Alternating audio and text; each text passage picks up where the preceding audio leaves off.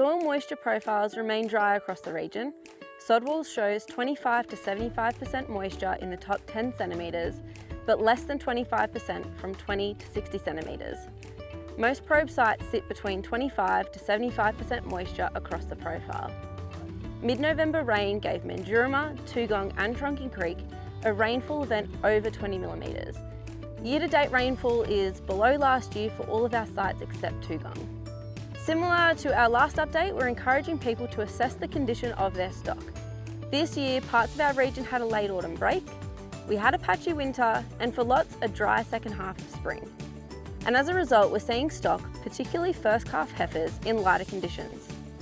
Prior to weaning, aim for cows to be in a fat score 2.5 to 3.5, and consider weaning earlier than usual if cows fall into the bottom end of fat score 2. This will allow you to prioritise better quality feed for your grown weaners. For sheep, you want to target a fat score of 2.5 to 3 for Merinos, or 3 to 3.5 for meat breeds by joining.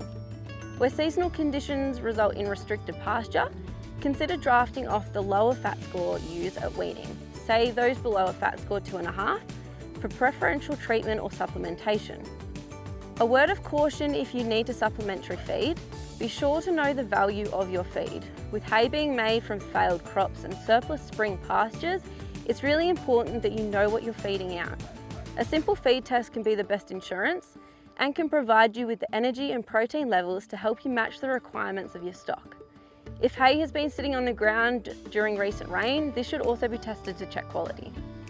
Follow best practice for introducing stock to a new feed and be aware of possible health risks. Feed testing labs have seen some high nitrate values, specifically from millet and canola hays that had a dry finish to the year. While you are paying close attention to the condition of your stock, review your plans for non-performing stock. With the holiday season coming up, sale yards and abattoirs will be finishing up for the year, and if you haven't got rid of your underperforming stock in time, you may be stuck with them until February. Another thing to consider is planning your weaning paddocks early.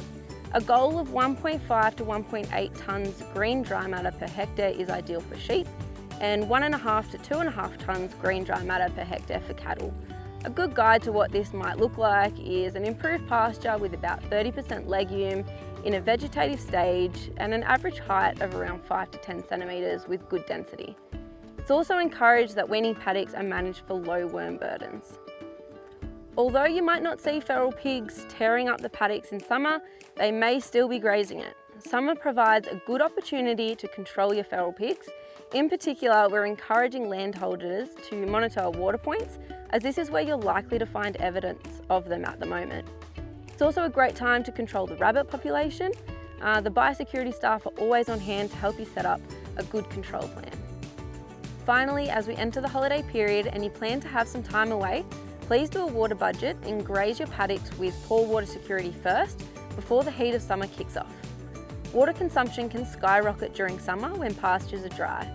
Ewes with lambs can consume up to 10 litres a day and lactating cows up to 100 litres a day. Don't just think about water quantity, also consider the quality of your water. Stock will perform better on better quality water. There have been reports of dams, particularly in cropping paddocks around Canoundra and Cowra, that have had no runoff all year and already dropped to critically low levels. When dams are full, the excess nutrients that cause blue-green algae to form are diluted and rarely cause any issues. Therefore, it's really important to monitor those low-level dams for blue-green algae now over summer. Don't forget to do a feed budget and think about fire risks. If you do have bulk feed, consider managing a safe area for your stock to go in case of a fire. From all of us at Central Tablelands LLS, we're wishing you a safe and enjoyable holiday season.